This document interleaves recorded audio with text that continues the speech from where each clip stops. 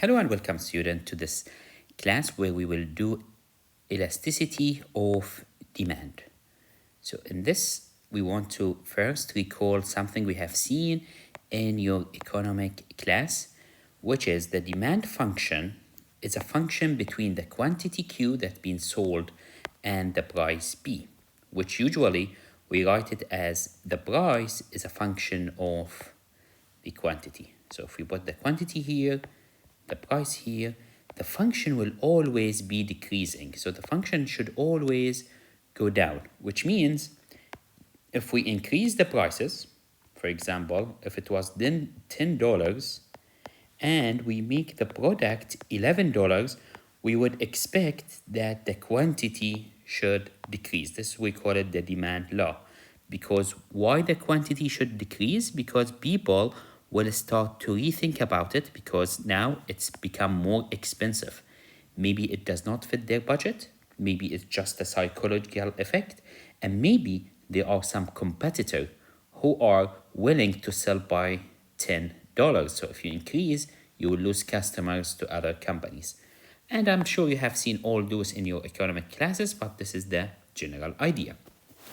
What we want to do in this section here, we would like to determine the effect, which means what happened to the response of the consumer to any increase in the price.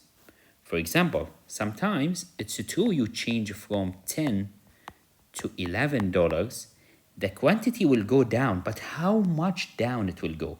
Is it like we will lose half of the customer? Is it gonna we lose all the customer, or maybe we lose just one or two?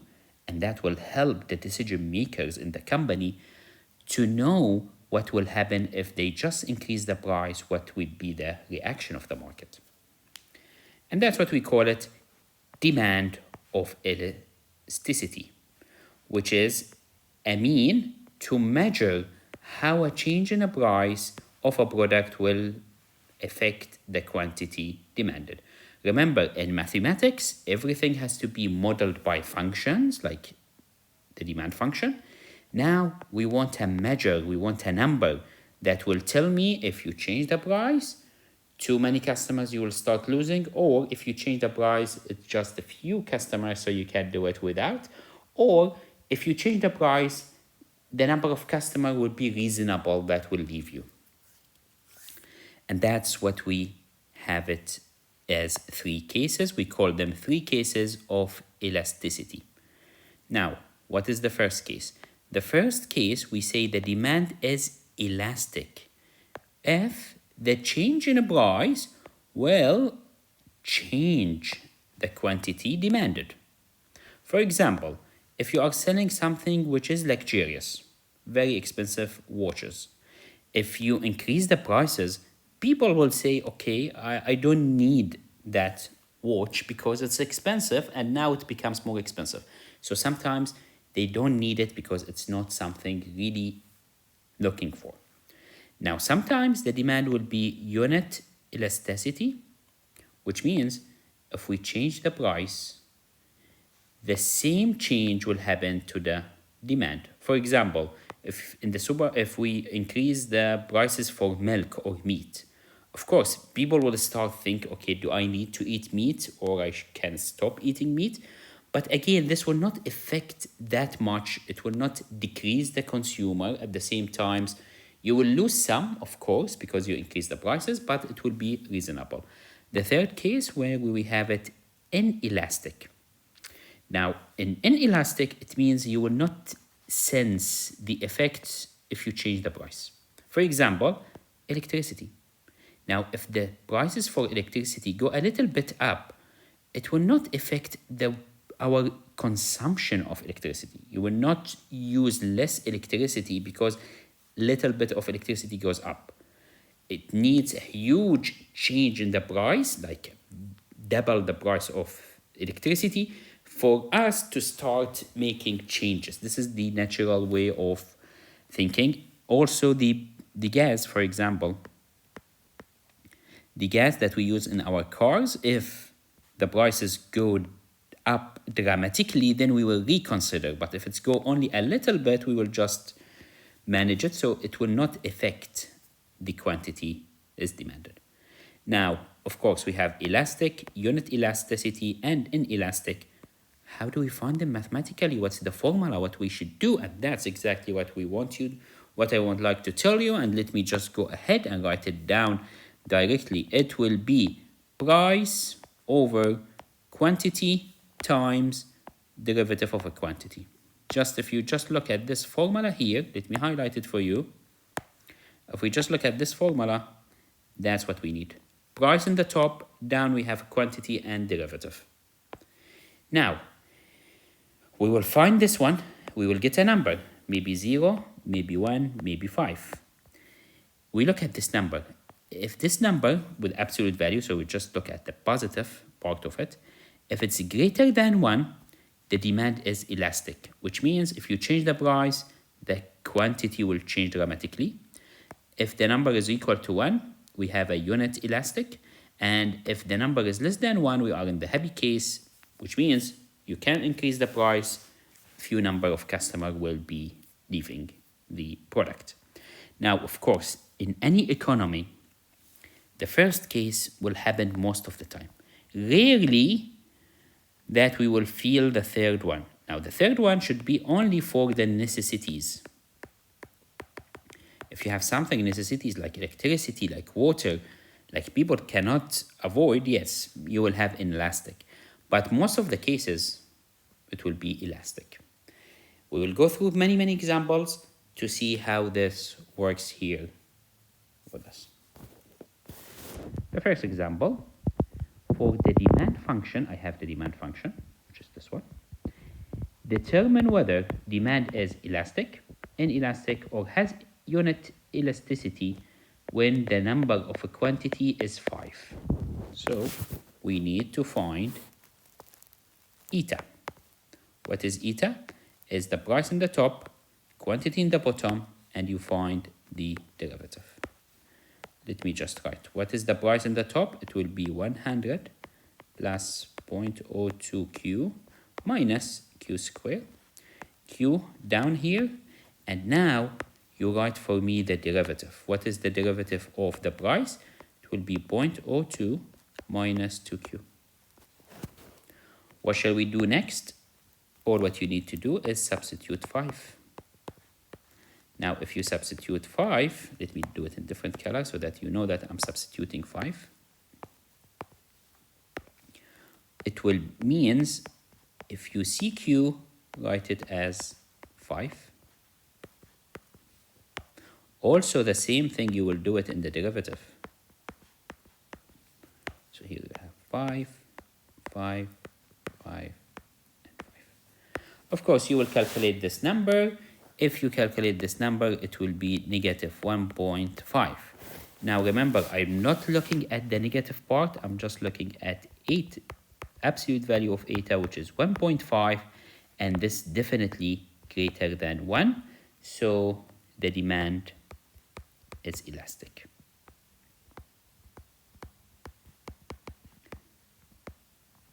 What does it mean demand is elastic? If you are standing at selling 5 quantity, if you increase the price, there will be many customers which you will lose. The change in your price will affect the change of the quantity you would sell. And instead of selling more as expected, you will start selling less. Let's go to example number 2, which is the same question. We have the price function. We have the quantity, which is 20. So all what we need to do is we need to find eta. Eta is B, Q, and P prime. Now what is B? B is the whole square root. We write it as is. Q is a Q. And here you need to find the derivative of the square root. Remember, now I will use the chain rule. Now, if you remember, what is the derivative of the square root of x? If you go back to our list here, we have a formula for the square root. So the derivative of the square root is 1 over 2 the square root. Now, because of the chain rule, if this is u, you will write here u, and then you multiply by the derivative of u, which will be u prime. That's exactly what we will do. So first of all, it will be 2 and then square root. Whatever inside will stay inside. And now we need to multiply by the derivative of the inside. What is the derivative of this? Which is just minus 2q.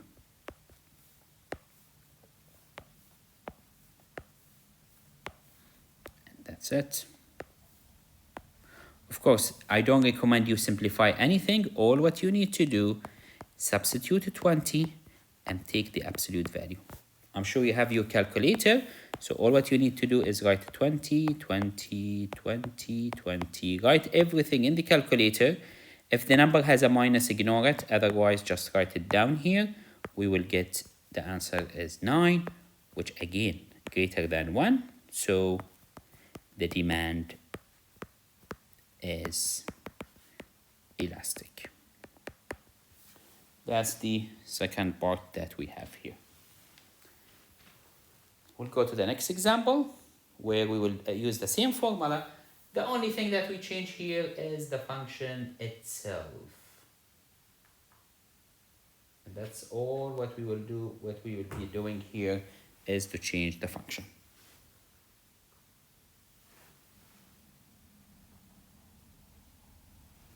Okay, so for this one, again, here we need to find the derivative of e. Remember, the derivative of e kx is just ke kx.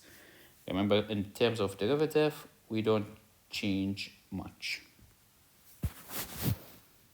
So here, eta equal price over qb prime. So if you know to find the derivative, this will be straightforward. So we have e negative q over 50. Now q, now what's the derivative of the e? Remember, the derivative of the e will be 250 times negative 1 over 50, and then the e itself. Why is that? Because this is kind of kq, so the answer is e kq. And here is the e.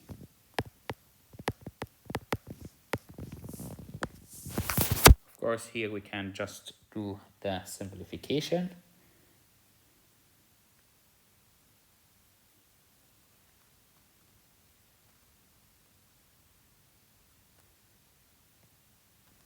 Which will be just, if we do the simplification, e with e get cancelled, 25 get cancelled, this will go up, so we get negative 50 divided by q. Now what is the absolute value of eta when we substitute 50? The answer will be just 1. Try it. If you substitute 50, the answer is negative 1. Take the absolute value, we just get 1. And once we get 1, we can say that the demand is unit elastic.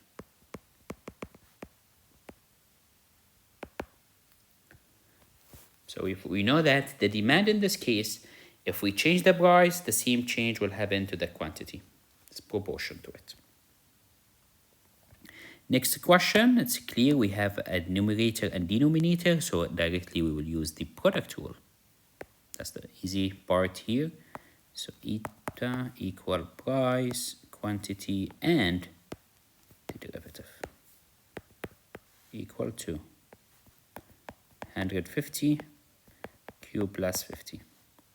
And then we have q, and now we need to find the derivative using the chain rule.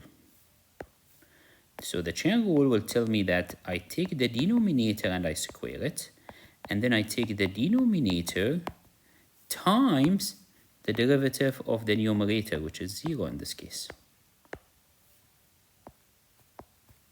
minus, and now we continue with the same thing all over again.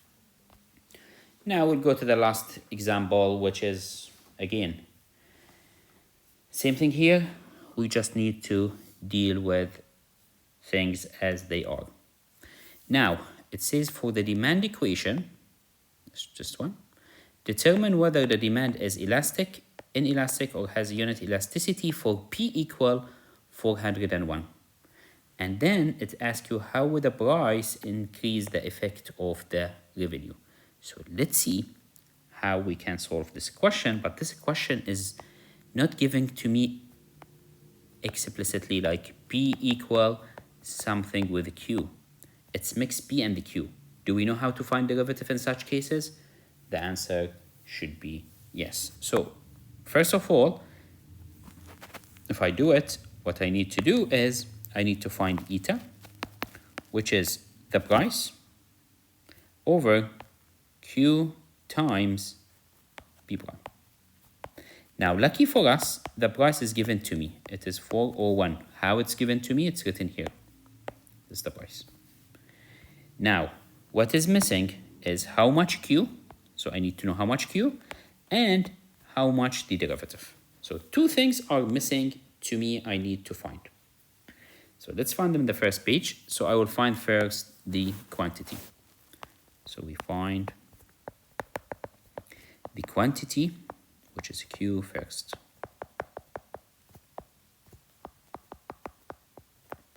Now, what is how we find the quantity? Of course, I know the price, so I will substitute 410, and then I will find.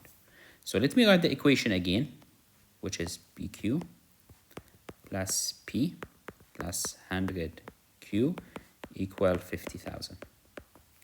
Now substitute 401 for the price.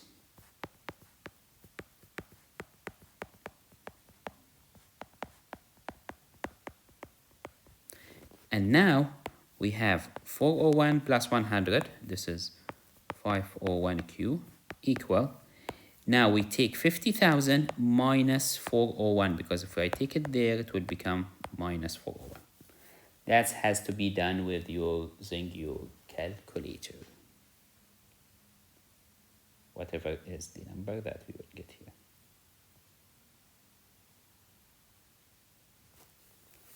Okay, so we just need to subtract 50,000 minus 401.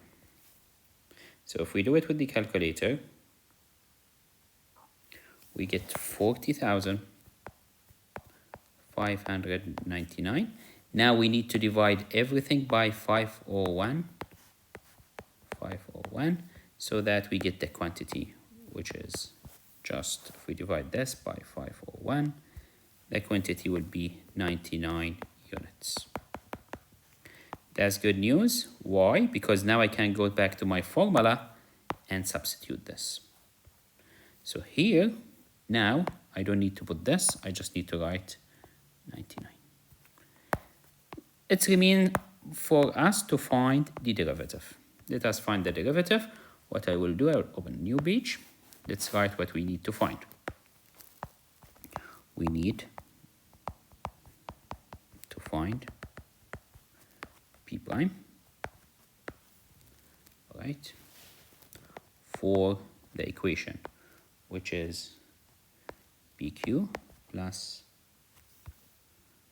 P plus 100Q equal 50,000. Let's do it step by step. First of all, how do we find the derivative of a product? We need to use the product rule, which says that derivative of first times the second plus first times derivative of second. What's derivative of Q? Is just 1, so I don't need to write 1. Plus, what is the derivative of P? Again, it's P prime. Plus, what is the derivative of 100Q? It's just 100, so it's equal to 0. Now, I can do the same thing we do always. What we will do, move 100 to the other side, move P to the other side, and take P prime as common factor. So if you take P prime as common factor, what you will end up with the Q plus 1 equal 100 with minus P. So P prime alone will equal negative 100 minus P divided by Q plus 1. Now, remember, how do I find P prime? I just substitute the numbers for the price, which is 401, and for the demand. So the answer will be negative. We do it with the calculator, or 1. Now take this number again, let me do it in red here, and substitute it there. So we get negative 501. Now find this all with your calculator. Take the absolute value. The answer will be directly here. The answer will be 0.088, which definitely less than 0, so the demand is inelastic. And that's how we find the demand, elastic, inelastic.